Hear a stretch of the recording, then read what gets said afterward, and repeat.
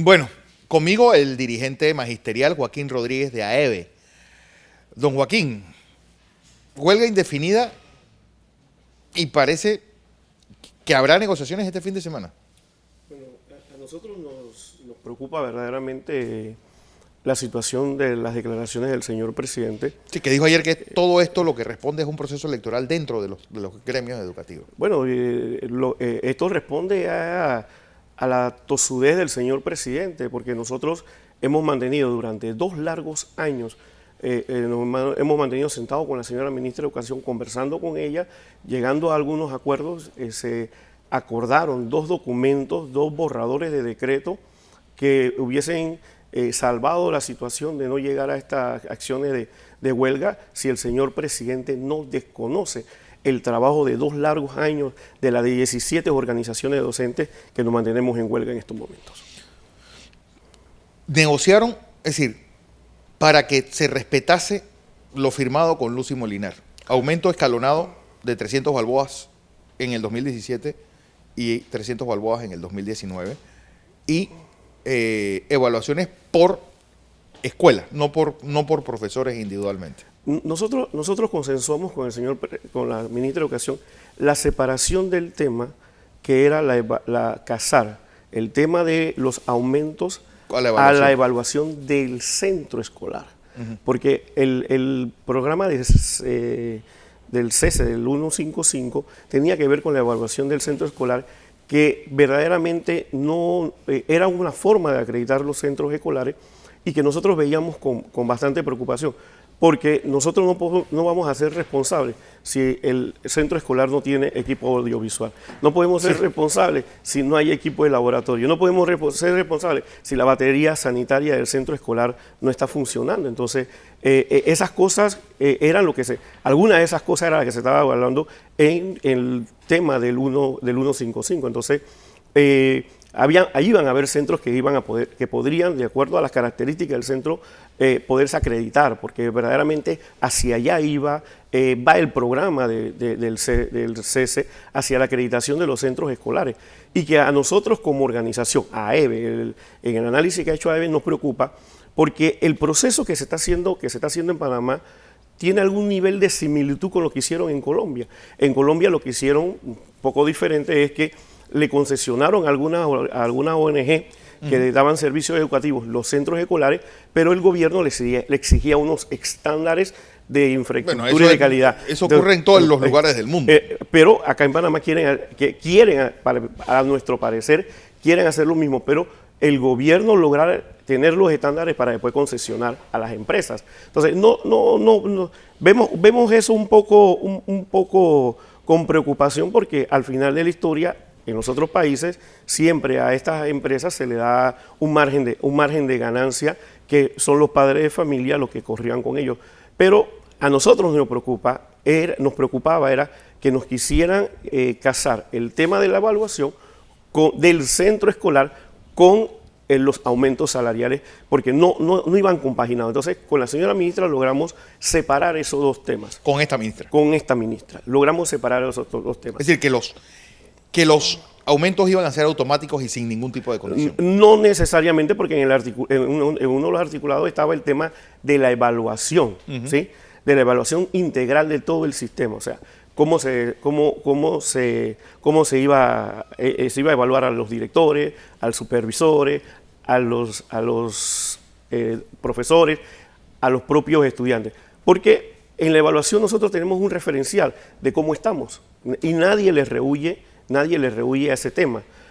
La situación es que también tenemos las otras experiencias de otras latitudes, que hay una tendencia a un modelo de evaluación estandarizada a nivel internacional, que en vez de buscar el mejoramiento del sistema educativo, lo que busca es descabezar a los que ellos llaman a los docentes que no tienen las competencias para estar en el sistema. Bueno, pero, es lo lógico.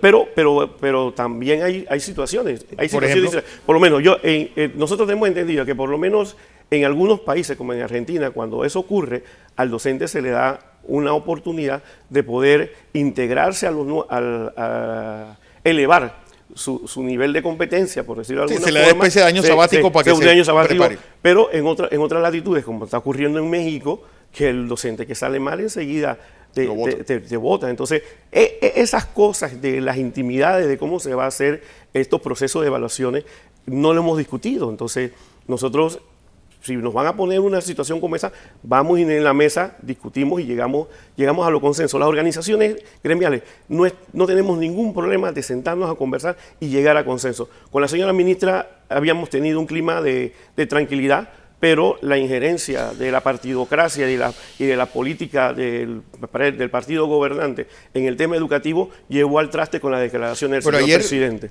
Pero una especie de calma chicha, esperando que viniera algo grande, porque ayer, por ejemplo, un docente, antes de ayer más bien, del área de difícil acceso, por cierto, en Veragua, decía que en el Meduca estaban cobrando 15% para sacarle los cheques a los maestros que tenían 4, 5, 6 meses de no cobrar.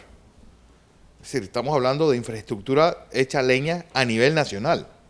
Estamos hablando de viáticos no pagados, de incluso se denunció, y lo denunció ayer Zulay Rodríguez en el Pleno, que se estaban incluso alterando los concursos de supervisores en el Meduca. Bueno, es que, mire, ahora mismo hay un tema muy serio en el Ministerio de Educación y ahora que habla de los concursos de los supervisores, es que están no sé qué concursos están haciendo, pero verdaderamente los concursos que deben estar, que están programados son los concursos de traslado de los docentes. Los concursos, desde el gobierno pasado se metieron algunos ingredientes, se modificó el decreto 203 para poder de repente poder saltarse los temas de lo que era la puntuación de los docentes con una entrevista y unos exámenes que no estaban no habían estado en las reglas del juego hasta ese momento, pero que fueron introducidos por el gobierno pasado y que lo sigue usando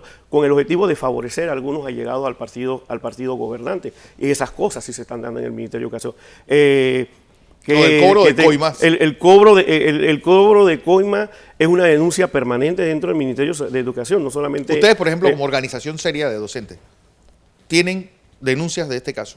Bueno, yo verdaderamente es la primera vez que la escucho, porque nosotros nos hemos sentado a conversar con el ingeniero Richard, que tiene de personal.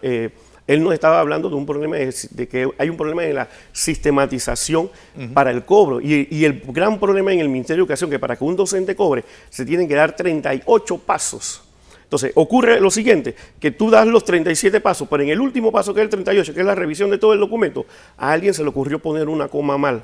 Y te devuelven todo el proceso para atrás. Entonces, esas cosas nosotros creemos que hay que resolver, porque no es justo que un docente empiece a cobrar en marzo y hoy, en julio, en la primera de julio, empieza a trabajar en marzo y todavía no cobran. No han cobrado. Y eso sí es verdaderamente lamentable.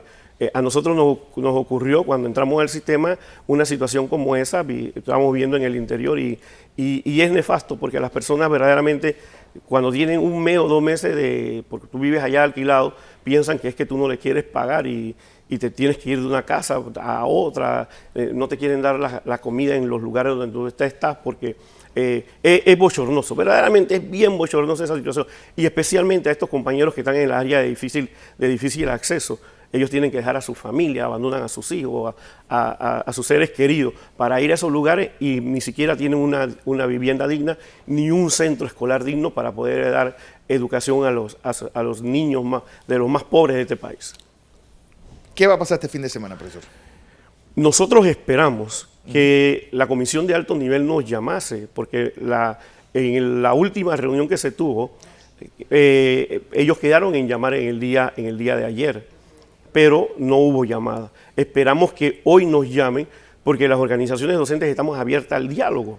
Si ellos nos llaman hoy, podemos conversar hoy y podemos llegar al consenso sobre el tema, podríamos resolver la situación en el fin de semana. Yo creo que sí. Si no, vamos a estar esperando durante todo el fin de semana para sentarnos a conversar. Nosotros no hemos cerrado las puertas. Quien nos está cerrando la puerta en primera instancia fue el ministro Alemán con sus declaraciones y ahora el señor presidente con su desafortunada declaración en el día de ayer. Entonces, puede ser que el lunes haya clase. Eso va a depender de del gobierno, definitivamente. Y hacemos responsable al señor Alemán y al señor presidente de la República si nosotros no podemos llegar a un consenso en la próxima hora o en los próximos días. Por último, es que a mí me parece increíble que hayan puesto como una de las condiciones pagar los salarios atrasados y las... Es decir, bueno, pero es que eso es lógico que se tenga que pagar, ¿no? Pero es que no están cumpliendo. Nosotros hemos tenido con el ingeniero Richard como 10 reuniones para ver si había la viabilidad de hacer los pagos a los compañeros.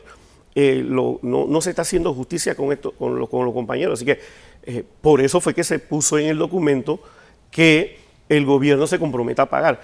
Es una responsabilidad del Estado, pero ellos debían de acortar los pasos, o por lo menos como es más práctico, más rápido el pago por resuelto, que le den el aval a la señora ministra de hacer el pago por resuelto, porque los procesos para pagar a los compañeros que adquieren su permanencia es muy engorroso. Entonces, denle la oportunidad a la señora ministra de pagar por resuelto y después, cuando ya se hagan todos los pasos, cambiar el resuelto a decreto. Claro. Que eso podría ser para poder pagar a los compañeros docentes que han adquirido la permanencia en este año. ¿Es la ministra de Educación un obstáculo, Marcela Paredes Vázquez? A nosotros nos parece que no. A nosotros nos parece que no, porque nosotros hemos estado sentados con la ministra, la señora ministra para nosotros ha viabilizado algunas cosas en las conversaciones y nos parece que ella tiene una visión del sistema educativo no política, ¿sí? No tiene una visión no política. Y de repente, por eso es que los políticos del partido gobernante les traba los acuerdos en los que ella consensó con los gremios docentes. Profesor, gracias por estar con nosotros.